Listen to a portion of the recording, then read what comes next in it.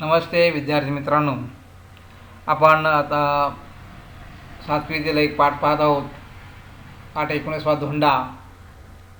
यामध्ये आपण परग्रहावरील एक सजीव प्राणी हा राजूला सापडलेला असतो आणि तो धोंडा सजीवाबरोबर निर्जीव वस्तूही खाणारा धोंडा असा हा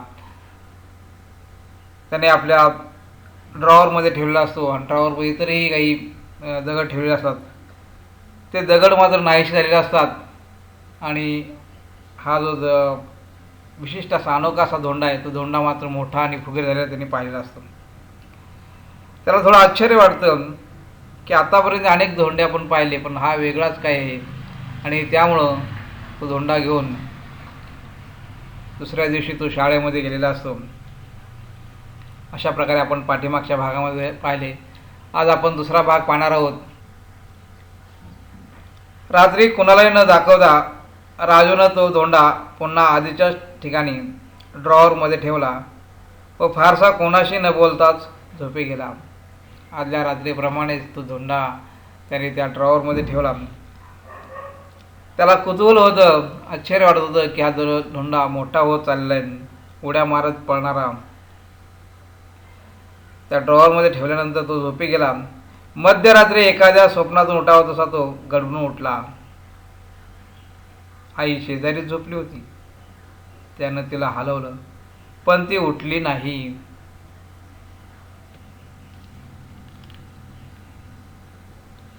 राजूला आश्चर्य वाटलं.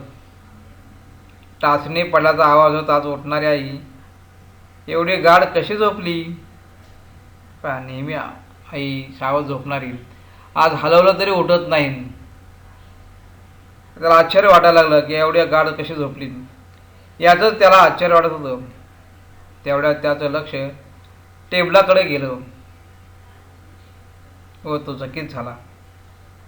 जिथे धोंडा ठेवला होता त्या बंद ड्रॉवरच्या फटीमधून प्रखर प्रकाश किरण बाहेर येताना त्याला दिसली. पहा, या ठिकाणी चित्रामध्ये दाखवले की ड्रॉवरमधून हा जो प्रखर प्रकाश येत आहे त्या दगडा धोंड्यातून, आणि या प्रकाशातच काहीतरी परिणाम असावा असं त्याला जाणू लागलं की त्यामुळेच आईला गाढ झोप लागलेली आहे.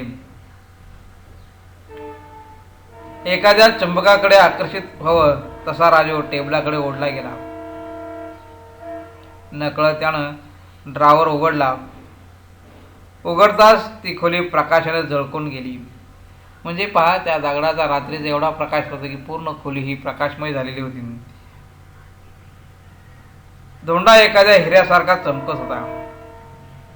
त्याच्यापासून विशिष्ट प्रकारच्या लहरी निघत होत्या आणि या विशिष्ट प्रकारच्या लहरीच या आईला गाढ झोपण्यास कारणीभूत असं त्याला वाटत होतं.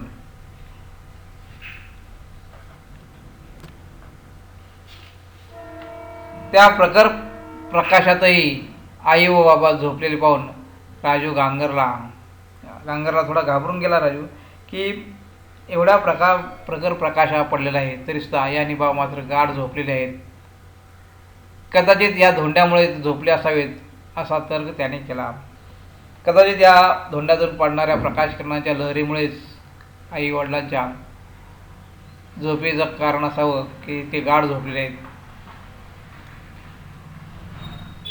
धोंड्यापासून निघणाऱ्या प्रकाश लहरी त्याच्या आईबाबांच्या व परिसरातील इतर सजीव प्राण्यांच्या मेंदूच्या लहरीशी जुळल्यानं ते गाढ झोपेतून उठणं शक्य नव्हतं. शास्त्रीय कारण काय सांगितलं की त्या धोंड्यातून निघालेले प्रकाश किरण त्याच्या लहरी आणि आपल्या मेंदूच्या लहरी एक झाल्यामुळं त्यामुळे कुठलाही सजीव प्राणी आसपास असणारा हा झोपेतून उठणं शक्य नव्हतं. पण राजू स्वतः त्याच वेळेस स्वप्नसृष्टीत असल्यानं धोंड्यापासून निघणाऱ्या लहरी त्याच्या मेंदूशी जुळू शकल्या नव्हत्या. पहा, त्याचं कारण काय सांगितलं की राजूच्या तो स्वप्नसृष्टीत होता, तो स्वतः स्वप्न पाहत होता. त्यामुळं त्याचे विचारचक्र चालू असल्यामुळं त्याच्या मेंदूच्या लहरी आणि या धोंड्यापासून निघणाऱ्या मेंदूच्या लहरी या एक होत नव्हत्या, जुळत नव्हत्या. त्यामुळे राजू हा पाहू शकत होता, जागू शकत होता. म्हणूनच या महत्त्वाच्या क्षणी राजू जागा झाला होता. पहा, कारण आपण पाहिलं की आईबाबा किंवा सजीव कुठलेही सजीव त्या आसपास असणारे हे गाढ झोपेमध्ये असलेले आहेत. परंतु राजू मात्र जागा आहे, कारण राजू हा स्वप्नात होता. स्वप्नात त्याचे विचार चालू होते आणि त्यामुळं त्याच्या बिंदूच्या लहरी ह्या प्रकाश लहरीशी जुळत नव्हत्या. हे सर्व राजूच्या आकलनापलीकडचं होतं. त्याला समजण्यापलीकडचं हे होतं की असं का घडतंय. कारण यापूर्वी कधी त्यांनी वाचलेलं नव्हतं, कधी ऐकलेलं नव्हते अशा गोष्टी घडतात म्हणून. प्रखर प्रकाश फेकणाऱ्या धोंड्याकडे राजू जास्त काळ पाहू शकणार नाही, कारण त्याचे तेज इतकं जबरदस्त होतं की तो जास्त वेळ त्या धोंड्याकडे पाहू शकत नव्हता.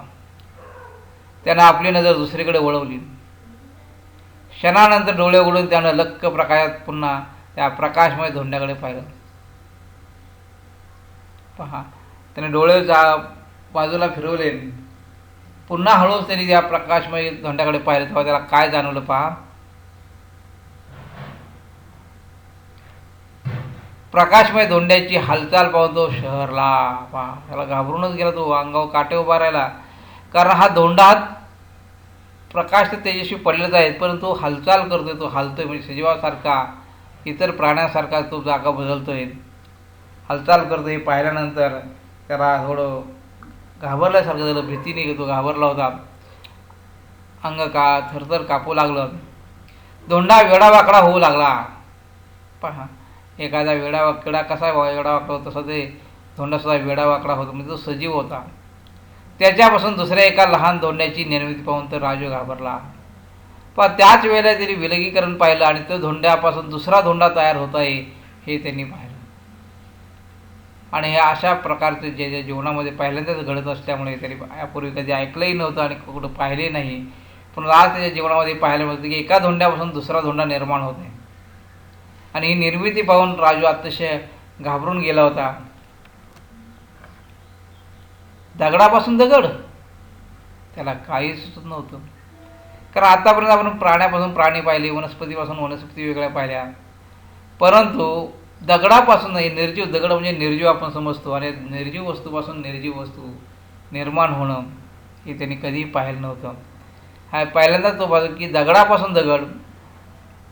नुकत्याच जन्मल्या त्या लहान धोंड्याची हालचाल पाहून राजूला भीती मिश्रित गंमत वाटली. पण इकडे गंमतही वाटत होती, आनंदही होत होता, आणि इकडे भीती वाटत होती. कारण तो दगड आहे, त्या दगडापासून दुसरा धोंडा जो तयार झाला, तो छोटासा धोंडा सुद्धा हालचाल करत होता. त्यामुळं भीती आणि आनंद, गंमत या दोन्हीचं मिश्रण त्या ठिकाणी झालं होतं. छोट्या धोंड्याला स्पर्श करण्याचा मोह त्याला झाला. त्याने पाहिलं की हा छोटा धोंडा या ठिकाणी दाखवलं भाषांतरामध्ये, त्याला स्पर्श करायचा त्यांनी प्रयत्न केला, परंतु त्याने टाळला. दोन प्रकाशमय धोंडे त्याला आता स्पष्ट दिसत होते. जे त्यांनी आणलेला एक धोंडा आणि त्याच्यापासून निर्माण झाला दुसरा छोटासा धोंडा, हे दोन्ही प्रकाशमान दिसत होते. धोंड्याचा प्रकाश हळूहळू लुप्त होऊ लागला, म्हणजे हळूहळू कमी कमी होऊ लागला. तसा राजूच्या मेंदूवर झोपेचा अंमल चढू लागला. पहा, जसं ते प्रकाश त्याचा कमी होऊ लागला तसं राजू झोप लागू लागली. सकाळ उठताच रात्रीचा स्वप्नवत प्रसंग राजूला आठवला. सकाळी जागे झाल्याबरोबर त्याला स्वप्न आठवलं की ते एका धोंड्यापासून दुसरा धोंडा तयार होणं, प्रकाशमय किरण, आई बाबा गाढ झोपलेले आहेत, हे सर्व त्याला स्वप्नामध्ये त्याला जाणवू लागलं. आणि हे उठल्याबरोबर त्याला स्वप्न आठवल्याबरोबर तो तसाच वेगाने तो टेबलाकडे धावला. आता एक लहान व दुसरा मोठा धोंडा पाहून त्याचं हृदय धडधडलं. पण रात्री त्याने स्वप्नात पाहिलं होतं, आणि तेच आज त्याला सकाळी उठल्याबरोबर तो प्रत्यक्षात पाहतोय की एक छोटा धोंडा आणि एक मोठा धोंडा. त्यामुळे त्याचं हृदय धडधडलं, म्हणजे तो घाबरून गेला, भीतीने थरकाप होऊ लागला. रात्री आपण जे काही पाहिलं ते खरंच असल्याची त्याची खात्री पटली. दोन्ही धोंडे त्यानं खिशात टाकले. मोठा आणि छोटा दोन्ही धोंडे त्याने आता खिशात टाकले. राजू शांतपणे आपली तयारी करून शाळेत निघून गेला. शाळेत येताच राजूने शिक्षकांना, मित्रांना त्या धोंड्याविषयी सांगण्याचा प्रयत्न केला. रात्रीचं त्याने स्वप्नात पाहिलं, एका धोंड्यापासून दुसरा धोंडा, प्रकाशमय धोंडा, हे सर्व आपल्या मित्रांना कुतूहलाने सांगावं, शिक्षकांना सांगावं असं त्याला वाटत होतं. परंतु ते सांगण्याचा प्रयत्न करत मात्र कोणाला सांगू शकला नाही. पण त्याचा हा नेहमीचेच विचित्रपणा असेल म्हणून त्यांनी टाळलं. पण नेहमी राजूला काही ना काही विचारण्याची, काही सांगण्याची सवय असते आणि त्यामुळं त्याच्या मित्रांना माहीत होते की हा काहीतरी नेहमी सांगत असतो. त्यामुळे त्यांनी दुर्लक्ष केलं. शिक्षकांनी त्याच्या बोलण्याकडे दुर्लक्ष केलं होतं. तो निराश झाला. कुणीच ऐकत नाही म्हटल्यानंतर त्याची जास्तच घालमेल होऊ लागली. तो अस्वस्थ झाला. जो आपण काय चमत्कार पाहिला, तो चमत्कार तो सांगणार होता, पण तो कोणीच ऐकून घ्यायला तयार नव्हतं, त्याच्या विश्वास ठेवायला तयार नव्हतं. कारण नेहमीच काही ना काही तो सांगत असेल आणि त्यामुळे त्याचं मन बेचैन झालं, अस्वस्थ झालं.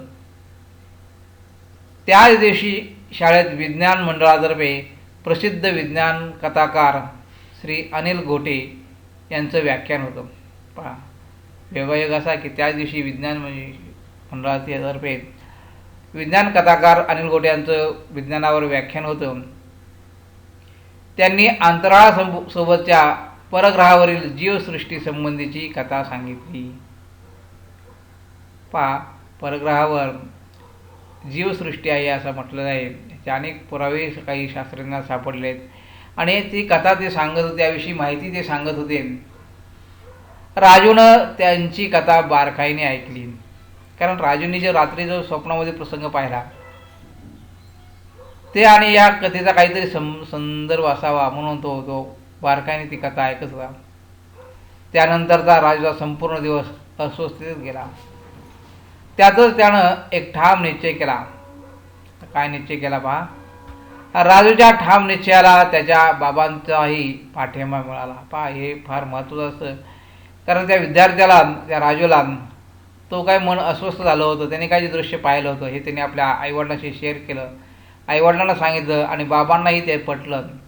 बाबांनी त्याच्या बोलण्याला पाठिंबा दिला आणि त्यांनी एक जे काय नियोजन केलं, त्या नियोजनाप्रमाणे राजूच्या शाळेतील पाटील सरांना राजू व त्याच्या बाबांना प्रसिद्ध शास्त्रज्ञ डॉक्टर अनिल गोटे यांच्याकडे नेले.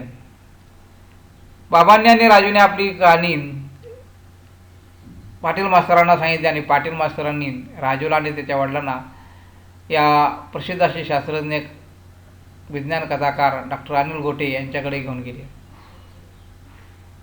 त्यानंतर काही दिवसांनी डॉक्टर अनिल गोटे यांच्या समवेत त्यांचे शास्त्रज्ञ मित्र डॉक्टर कसबे व डॉक्टर पंडित हे राजूच्या शाळेत आले. पाटील सरांनी राजूला आणि त्यांच्या बाबांना डॉक्टर अनिल गोटेंकडे नेलं. अनिल गोटेंनी ती काही त्यांना सर्व माहिती सांगितली. ते धोंडेही त्या अनिल गोटेंकडे त्यांनी दिले होते. काही दिवसानंतर अनिल गोटे त्यांचे जे मित्र होते डॉक्टर कसबे आणि डॉक्टर पंडित यांना घेऊन राजूच्या शाळेत आले. आता पहा ते काय सांगतात. पाटील सरांनी शाळेतील सर्व मुलांना पाहुण्यांची ओळख करून दिली. जे पाहुणे आले होते डॉक्टर कसबे आणि डॉक्टर पंडित यांची ओळख करून दिली. श्री गोटे बोलू लागले. आता गोटे काय सांगतात की तो काही दिवसापूर्वीच राजू आणि त्याचे वडील आणि पाटील मास्तर डॉक्टर गोटेंना भेटले होते. त्याविषयी डॉक्टर गोटे काय म्हणतात पहा. राजू अतिशय चलाक, चाणाक्ष व हुशार मुलगा आहे. राजू कसा आहे. राजू गुण या ठिकाणी सांगितलं पहा. चलाक, चाणाक्ष, हुशार मुलगा आहे. कुठल्याही गोष्टीचा पाठपुरावा करण्याची त्याची नैसर्गिक प्रवृत्ती आहे. पहा त्याचे गुण कोणकोणते या ठिकाणी गुणवर्णन केलेत की पाठपुरावा करणं हे त्याची एक नैसर्गिक प्रवृत्ती आहे. कुतूहलापोटी जमवलेल्या धोंड्याविषयी सांगण्यासाठी राजू 6 दिवसापूर्वी त्यांच्या बाबांबरोबर माझ्याकडे आला होता. डॉक्टर गोटे सांगतात की 6 दिवसापूर्वी राजू आणि त्याचे बाबा माझ्याकडे आले होते की ज्या धोंड्याविषयी त्याला कुतूहल निर्माण, त्या धोंड्याविषयी माहिती सांगत होते. त्याच्या हातात धोंडे पाहून मलाही प्रथम त्याच्याविषयी शंका आली. पण पुढे धोंड्याविषयीचा अनुभव त्याने माझ्याजवळ सांगितला. काय अनुभव होता. तो धोंडा रात्री चमकतो काय, तो दूरवर फेकला तर उड्या मारत जातोय काय, उंच उंच उड्या मारतोय काय. रात्रीचा प्रकाशमय धोंडा इतर धोंड्यांना त्यांनी खाल्लेलं असतं, इतर दगडांना खाल्लेलं असतं. दुसऱ्या दिवशी रात्रीचा प्रसंग की त्या प्रकाशमय धोंड्यापासून आणखी एक छोटा धोंडा बाहेर आला, निर्माण झाला. अशा प्रकारे त्यांनी ही सर्व कहाणी डॉक्टर गोट्यांना सांगितली होती. आणि हे कहाणी ऐकल्यानंतर डॉक्टर गोटे काय म्हणतात पहा, त्यानं मी शहारलो. त्याच रात्री आम्ही प्रसिद्ध शास्त्रज्ञ डॉक्टर कसबे व डॉक्टर पंडितांकडे गेलो. ते सुद्धा त्यांच्या अंगावर सुद्धा शहारे निर्माण झाले की असं प्रसंग त्यांनी पहिल्यांदाच ऐकला होता. एवढे विज्ञान कथा त्यांनी ऐकल्या, वाचल्या, पाहिल्या, परंतु असा प्रसंग त्यांनी कधी पाहिलेला नव्हता. डॉक्टर घोटेंनी डॉक्टर द्विवेंकडे कटाक्ष टाकला. म्हणजे डॉक्टर जे होते कसबे आणि पंडित यांच्याकडे पाहून सांगू लागले, पुढचा प्रसंग तुम्ही सांगा, असा निर्देश करत डॉक्टर गोटे थांबले. आता डॉक्टर गोटे ते धोंडे घेऊन डॉक्टर पंडित आणि डॉक्टर कसब्यांकडे गेल्यानंतर काय प्रसंग झाला, काय घडलं, कशा प्रकारे तो धोंडा त्यांनी त्याचं निरीक्षण केलं, हे आता डॉक्टर कसबे सांगणार आहेत पहा. डॉक्टर कसबे सांगू लागले, राजूनं सांगितलेल्या अनुभवानं आम्हीही चराकलो. आमच्या समोरच ते 2 धोंडे त्याने ठेवले होते. त्याच रात्री आम्ही संशोधनाला सुरुवात केली. पहा, राजू स्वतः आणि डॉक्टर गोटे हे दोघंही डॉक्टर पंडित आणि डॉक्टर कसब्यांकडे गेले होते ते धोंडे घेऊन, आणि समोरच ते धोंडे ठेवले होते.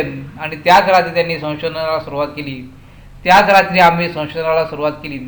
हा तुमचा छोटा राजूही, मुलांना सांगतात, हा तुमचा छोटा राजूही आमच्याबरोबर होता त्या संशोधनाच्या वेळी. त्या धोंड्यापासून आम्हाला धक्कादायक माहिती मिळाली. पहा, धोंड्यातून काय काय धक्कादायक माहिती मिळाली पहा. हे धोंडे दूरवर असलेल्या परग्रहावरील सजीव प्राणी होते. पहा, इतक्या वेळ राजू त्याला धोंडा दगड समजत होता. अनोखा असा दगड हा शेवटी काय निघाला, परग्रहावरील सजीव प्राणी. एलियन्स आपण म्हणतो त्या प्रकारे आपल्यापेक्षा कित्येक पटीनं बुद्धिमान असे. पहा, त्याचा आकार कसा होता, दगडासारखा आकार होता. परंतु ते सांगतात की मानवापेक्षा, पृथ्वीवरील मानवापेक्षा ते अनेक पटीने बुद्धिमान होते. असेच धोंडे अमेरिकेच्या एका प्रांतात सापडल्याची नुकतीच बातमी आली आहे. ज्याप्रमाणे हे राजूला धोंडा सापडला, असेच धोंडे अमेरिकेमध्ये पण काही प्रांतामध्ये सापडलेले होते. या धोंड्यामध्ये पृथ्वीवरील सजीवांबरोबर निर्जीव वस्तूही गिळंकृत करण्याची क्षमता होती. पहा, किती भयानक होते हे, की निर्जीव वस्तूला ते खाऊन टाकत होतं, परंतु सजीव आणि निर्जीव दोन्ही वस्तू खाणारा हा परग्रहावर सजीव होता. असं जर झालं असतं तर या पृथ्वीवर मानवही शिल्लक राहिला नसते, वनस्पती शिल्लक राहिला नसता, संपूर्ण पृथ्वी ही ओसाड झालेली असते. कारण निर्जीव आणि सजीव दोन्ही वस्तू हे गिळंकृत करण्याची त्यांची क्षमता एवढी होती. पहा, अगदी दगडसुद्धा ते खाऊन टाकत होते. त्यानंच त्यांचा उदरनिर्वाह होत होता. त्यांचं पोट कशाने भरायचं, आपण जसं अन्न खातो तसं ते दगड खाऊन सुद्धा आपल्याचं पोट भरत होतं. पर्यायानं प्रजनन क्षमता वाढून त्याच्यापासून दुसऱ्या धोंड्याची निर्मिती होऊ लागली होती. पहा, ते धोंडे जसे इतरांना खाऊ लागले, इतर धोंडे दगड खाऊ लागले, तशी त्यांची प्रजनन क्षमता, त्यांच्यापासून दुसरे दगड निर्माण होले. आणि असं जर राहिलं असतं तर अनेक दगड धोंडे असे निर्माण झाले असते आणि हळूहळू मानवजातच नष्ट झाली असते. त्याच्यापासून दुसऱ्या धोंड्याची निर्मिती होऊ लागली. राजूने हे शोधलं नसतं तर काही वर्षातच मानवाचं उच्चाटन झाल्याखेरीज राहिलं नसतं. राजूने किती मोठं कार्य केलं. राजूने हे जर शोधून काढलं नसतं तर आतापर्यंत बरेचसे लोक या धोंड्याच्या बळी पडले असते. अनेक पृथ्वीवरील निर्जीव वस्तूही त्यांनी नष्ट केल्या असत्या. त्यासाठी धोंड्यांचा नायनाट करणं आवश्यक होतं. त्यात आम्ही यशस्वी झालो. कारण असे धोंडे नष्ट केले पाहिजेत आणि ते धोंड नष्ट करण्यात ते यशस्वी झाले. या सर्वाचं श्रेय राजूलाच आहे. कारण त्याच्यामुळेच पृथ्वीवरील अरिष्ट टळलेलं आहे. अरिष्ट म्हणजे मोठं संकट. पहा, राजूने किती मोठं संकट काय काम केलं, की या संकट दूर करण्यासाठी त्यांनी खूप मदत केली. त्याच्यामुळेच हे अरिष्ट हे संकट टळलेलं असं डॉक्टर कसबे सांगतात. अशा प्रकारे हा छोटासा दिसणारा राजू, तुमच्यासारखाच खोडकर राजू, त्याने एक अतिशय महत्त्वाचं आणि मोठं काम केलेलं या पाठामध्ये आपल्याला पाहायला मिळतं. या पाठाची प्रश्नोत्तरे पहा. काही भाग समजला नसेल पुन्हा पुन्हा वाचा, पुन्हा पुन्हा ऐका, म्हणजे तुम्हाला हा भाग समजेल.